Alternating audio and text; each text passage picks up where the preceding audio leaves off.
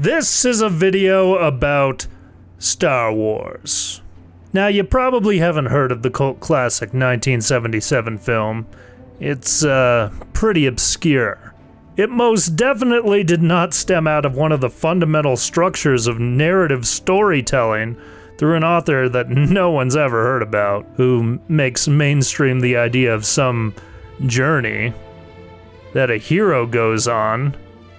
One might call it what's the phrase I'm looking for? Oh yeah, that's it, Star Wars! This small indie film, made by some hack director, never went as far as to be groundbreaking in any way whatsoever. It never went on to be the foundational interpretation of what was that journey-related phrase I was talking about a moment ago? Definitely not visually distinct, technologically revolutionary, or inspiring an entire generation of film to evolve into anything. If, however, that ended up being the reality we lived in, this would not be a video about that Star Wars. This would be a video about an interpretation of that Star Wars made by two of the most hated and greedy entertainment companies in the world, capitalizing off the hypothetical success of this obscure brand of storytelling. But here's the part that is truly stranger than fiction.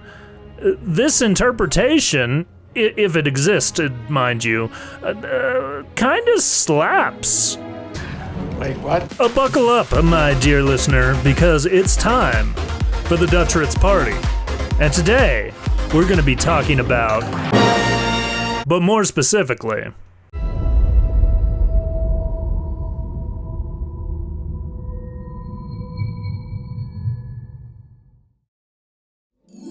so, it's the holiday season of 2019. The mouse has owned Star Wars for practically 8 years.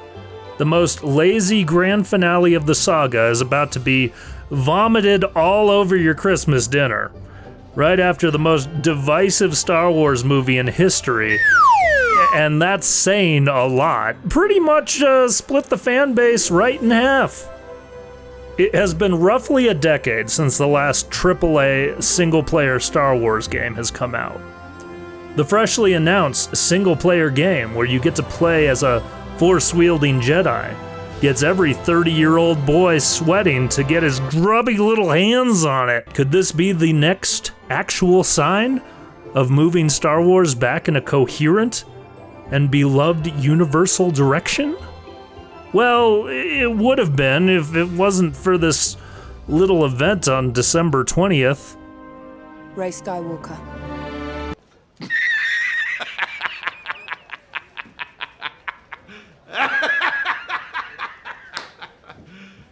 You serious? Nevertheless, we got a new single-player Star Wars game, and it was actually pretty damn good. Now, in order to understand the significance of this game, one must have a grasp on what the significance of Star Wars is on a storytelling level. Star Wars is a cultural landmark, or at least it hypothetically would be if it existed in this hypothetical universe that we've set up in this video for some f***ing stupid reason. What the f*** am I doing with this setup? But I digress. Where was I? Oh yes, Star Wars is a cultural landmark. But not just for its groundbreaking technology, or even its style and uniquely branded look. Surely those things sell to people who are familiar with those things on a surface level, but on a subconscious level, people connect with the themes more than anything. As a human collective consciousness, we have made Star Wars our cultural foundational point of reference for a great many things, but most notably, it is the quintessential example of the hero's journey. There. I f***ing said it, okay? Like, the joke's over. We're moving on to the actual video essay here. All right, cool. We're all on the same page. Well, actually, you guys don't know what page I'm on because I wrote this and I'm reading it and you can't see it. But it doesn't fucking matter. Let's continue with the video already. This journey is outlined in 12 steps. And ironically, this game is no exception to following the very formula of its ancestor IP. Almost perfectly.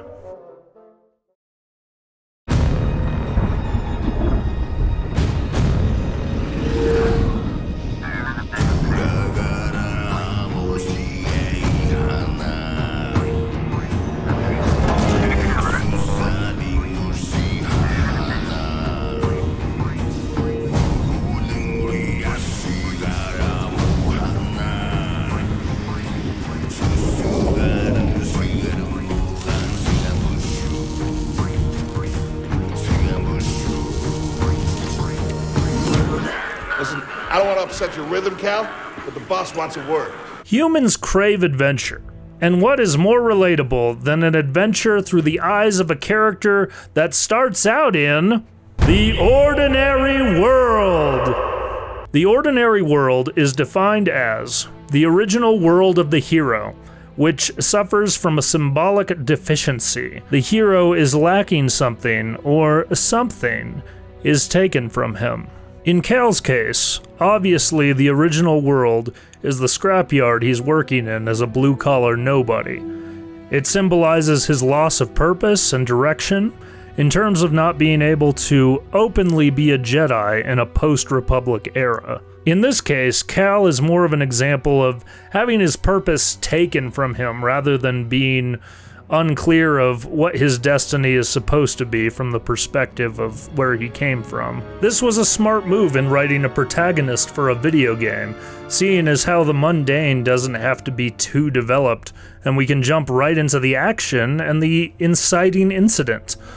It's not too complicated, and for the purpose of its pacing, it doesn't have to be. You could also make the argument that he is lacking his freedom and ability to exercise his skill as a Force user as well, which gives him a goal to strive for ultimately.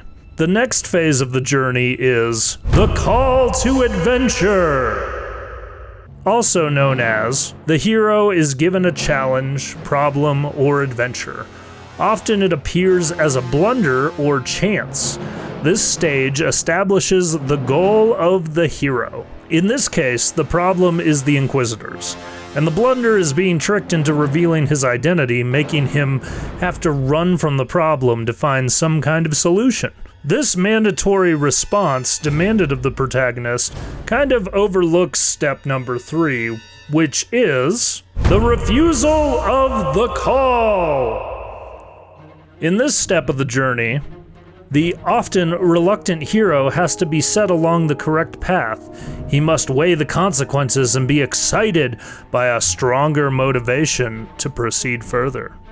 This reluctance is expressed through the exchange of motives with the friend character early in the game. That was the Force, wasn't it? Just forget what you saw, okay? Please trust me. I've seen the stories. I've heard it. There's bounties out on people like you. I know. Yeah, we're ready.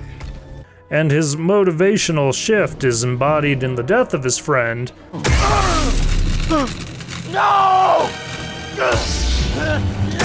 Look at this, a lightsaber. By the problem I just flushed out in the last point. Pay attention, guys. This motivation is of course unstructured and muddy until the next step flies into frame with the meeting with the mentor. The hero encounters a wise figure who prepares him for the journey. This figure gives advice, guidance, or an item, but cannot go with the hero. While having a mentor in the form of Seer, this step is obviously a reference to the old Jedi Eno Cordova. Cordova is the sage who offers guidance and only comes out to play when the hero needs insight into what to do or where to go. I have placed inside this vault a Jedi holocron containing a list of the names and locations of young Force sensitives throughout the galaxy. Ahead, you will find the inner chamber of the vault, but also another test. I can only trust this holocron to someone who has followed my path and understands. Seek out the hidden tombs of the 3 sages and learn to perceive the mysteries of the Force as the Zephyr once did. Star Wars has a history of semi-breaking the mold as far as this step goes, because oftentimes the mentor accompanies the hero, at least for a short time, before the hero has to overcome challenges on his own. But the game is, in this respect, more like the hero's journey in keeping with this step, because this is a single-player video game experience. Our hero will be solo most of the game. Speaking of most of the game, we come to the beginning of that by crossing the threshold. The hero has committed to his task and enters the special world. Often he is met by the Threshold Guardian. In this case, there are many thresholds in the form of missions to complete and planets to explore. The threshold being crossed usually establishes important side characters that aid the hero on his quest, some of which gatekeep the means of getting to specific points in the adventure. I wonder who that could be. I just want to blow off some stress every once in a while, you know? This threshold being crossed leads to what is the actual majority of the game. Tests, allies, and enemies. In the special world, the hero learns the new rules by meeting people and obtaining new information. There is often a local watering hole component. This is where the true characteristics of the hero are revealed. But you still want to rebuild the Order. I believe that rebuilding the Order is the best chance we have against the Empire. What do you believe? I believe I can't keep hiding from the Empire, so I don't really have a choice. Cal, as long as you're alive, you will always have a choice. Are you with us? We're in. After the hero's choice has been made, they can move on to test that character against challenges. From the gatekeeping of vital information by Eno Cordova, to the game's many puzzles, to boss battles, we face many tests, meet many allies, and fight many enemies. You guys played video games. What are you looking at me for? You want a montage or something?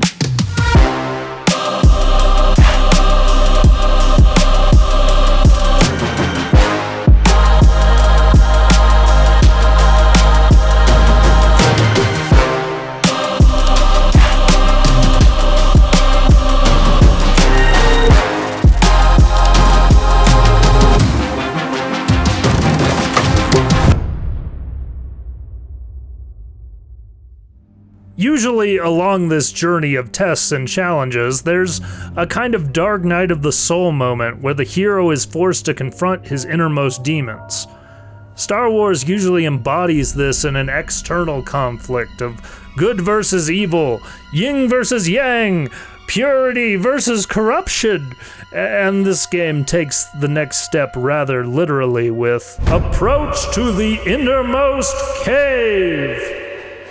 Now, our hero, and often his allies, have come to the edge of the dangerous place where the object of the quest is hidden. This stage often is the land of the dead.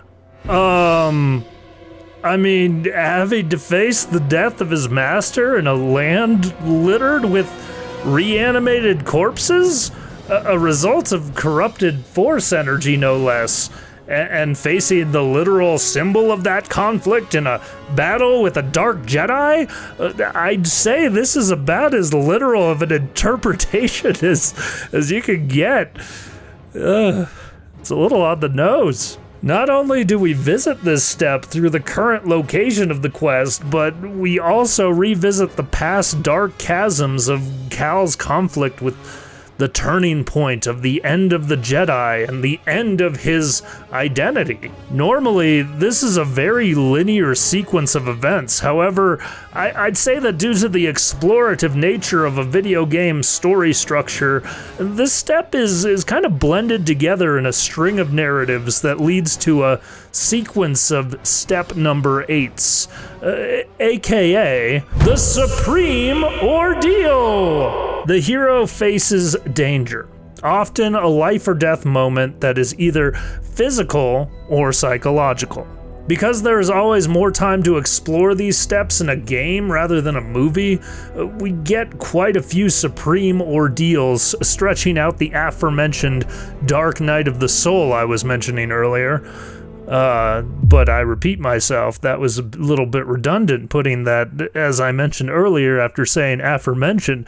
Guys, I'm a good script writer. These manifest in physical confrontations after entering so many so-called innermost caves, right up to even the last level of the game. The ordeal that Cal must overcome is not just one of being the antithesis of evil, as are most heroes' journeys, but that of overcoming his inner self-doubts and inadequacies. It's a story not just of good versus evil, but tragic external factors versus self-destructive mindsets of regret and blaming yourself. And blaming oneself for all the problems in the world that happen around you rather than accepting that things just kinda happen to you and to other people, and you can only take responsibility for so much, but not all the responsibility is on you. Cal couldn't help what happened to him, but what he could come to terms with was creating meaning from the ashes of his former life. After the purge, I was alone for a long time. In hiding, I was scared that they'd find out who I was, or what I was. What changed? A very good friend of mine told me to go out and find my place in the galaxy. And you listened? Well, no. But life has this funny way of forcing you on the path forward anyway. Now here I am. This is the part of the hero's journey where he reaches out towards reward, or seizing the sword. After surviving, our hero takes possession of the object, typically a treasure, weapon, knowledge, token, or reconciliation.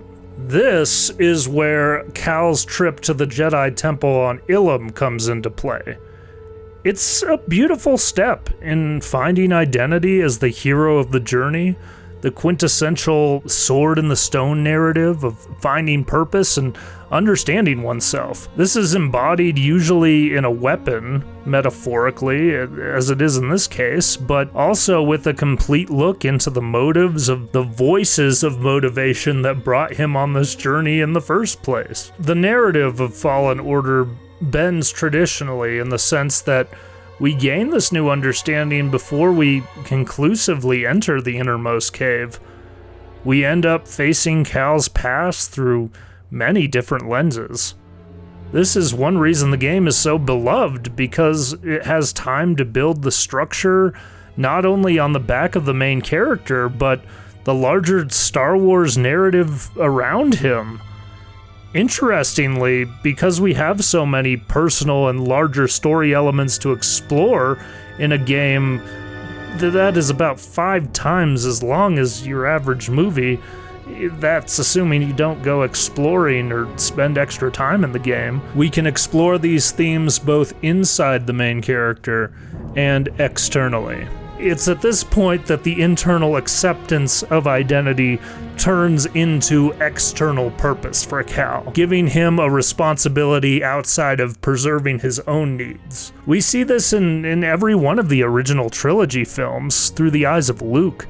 The responsibility is constantly there, but it's the motives that change from film to film to film. Pushback against oppressive authority, saving loved ones, and seeking revenge, or reconciliation with past evils. Just as Luke has to be pushed into basically the end of each story, Cal also has to be pushed. Cal's motives will, of course, lead to the road back. The hero must now deal with the consequences of their actions. They may be pursued by remaining forces. They now face the decision to return to the ordinary world. The trip back to Bogano is technically the road back, and the consequence was leading the pursuers to the reward. in the case of having to decide to return to the ordinary world, Cal kind of already faced the choice of giving up on Ilum, so the structure isn't 100%, but that's mostly because of video game structure, not because this story isn't a hero's journey.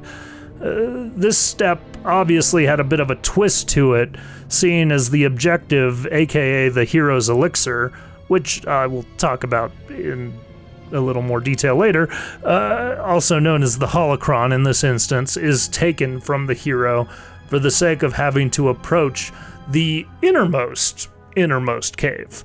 Because there's always a final boss battle and a final level in a video game. The consequence of Cal's actions allow for the bad guys to take control of the magical MacGuffin, to use it for their evil purposes, rather than it to be used for the hero's purpose. This external failure of the main character leads to a more plot-related resurrection. One final test is required for the purification and rebirth of the hero.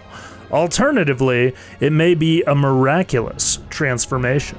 Now, technically, we already saw the resurrection of the character in his internal journey on Ilum, so in a way, this step has already happened in the story.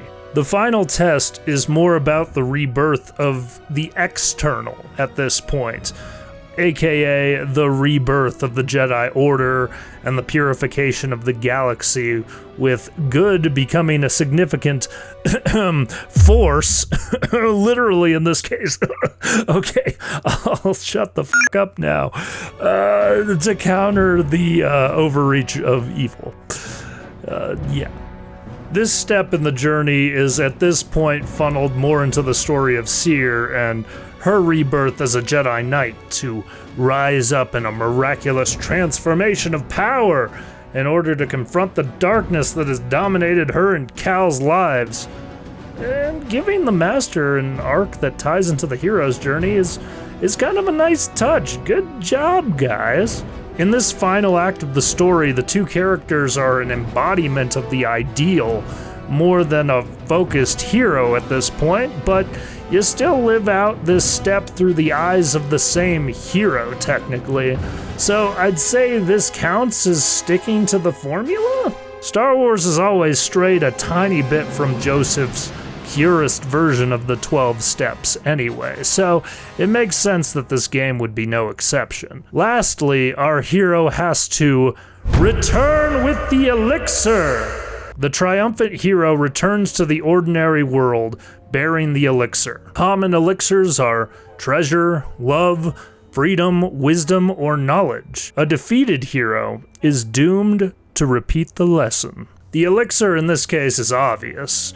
In this case, it's more of a tome holding secrets of knowledge and inspiring the ideals of freedom from oppression via the passing down of old wisdom. The narrative subverts the idea of past dogmatic traditions being passed down, however, for a more kind of liberal take on the values of freedom and wisdom. This is a modern take on the hero's journey, but in a way interprets it in a more complete way than the Star Wars of the past. In Cal's final choice to destroy the elixir, he metaphorically breaks the cycle of dogmatic conflict. The hero is not doomed to relive his past trauma because he chooses to let fate decide instead. He sees what the effect of holding power over knowledge, freedom, wisdom, and love can have on one generation coming from the next, and rejects that. In this way, he is free to move on to the next adventure, passing his wisdom and experience on organically by living out his convictions and confronting whatever demons from the past come next.